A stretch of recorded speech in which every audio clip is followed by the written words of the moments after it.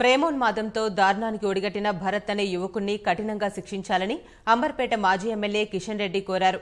ఇలాంటి అనైతిక చర్యలకు పాల్పడే వారిని ఉపేక్షించేది లేదని ఘాటుగా వ్యాఖ్యానించారు.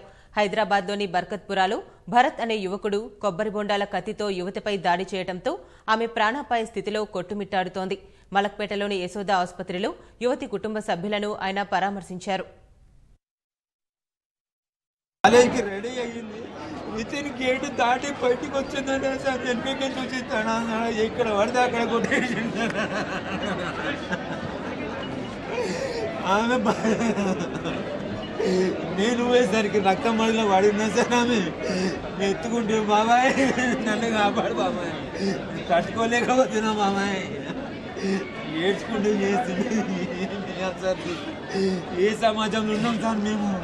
మీ అందరి కోఆపరేషన్తో మాకు ఎటువంటి న్యాయం అన్యాయంగా న్యాయం చేయండి సార్. మీరంతా మీడియా మీకు పడతారు. నా చేతులు లేకపోయింది సార్ రక్తం మనలో న్యాయం. బాబాయ్ నన్ను కాపాడు బాబాయ్, నేను ఎటువంటి చేయను తప్పు వాడు నమ్మని వాడు నన్ను హింసిస్తున్నాడు, నన్ను బాధ పెడుతుండు. మీకు చెప్తే మీరు ఏడో ఇదైతే అని చెప్తే అయినా కూడా మనకి కౌన్సిలింగ్ చేసిన ఇదా సార్ పనిష్మెంట్. ఒక మనుషులు చేసుకొని మనుషులు తిరిగే సమాజం ఉన్నది ఎట్లా అవుతుంది సార్? వాళ్ళ తల్లిదండ్రులు లేదు సార్, వాళ్ళ పాత్ర కూడా ఉంది సార్, వాళ్ళ పేరెంట్స్ పాత్ర కూడా ఉంది, అందులో వాళ్ళ రిలేటివ్ పాత్ర కూడా ఉంది. వాళ్ళ మీద కూడా చర్య తీసుకోవాలని మేము పోలీసు వాళ్ళకు మీ ద్వారా రిక్వెస్ట్ మీడియా ద్వారా రిక్వెస్ట్ చేస్తున్నాం సార్. కొడుతుంటే వాళ్ళ రిలేటివ్స్ అంతా చుట్టుముట్టే ఉన్నంటారు సార్. ఇట్లయింది ఇట్లయింది అని చెప్తే ఆపొచ్చుగా సార్ వాళ్ళ రిలేటివ్స్. అది అంత భయం వాడంటే ఒక పిల్లని నరుకుతుంటే మీ కుటుంబ సభ్యులంతా చూస్తురా, సినిమా చూస్తురా మీరు? ఒక పిల్ల చావు బతుకులా చస్తుంటే మీకు ఆనందం వచ్చారు. నేను ఉండేది వేరే ప్లేస్, నా దగ్గర కూడా నడుచుకుంటా వచ్చింది సార్. అంతే వాడు కాపు కాసి వెనకకించి గొడ్డలతో నిన్నానికి వాడేసి కత్తితో వేసాడు సార్. 15 కుట్లు సార్.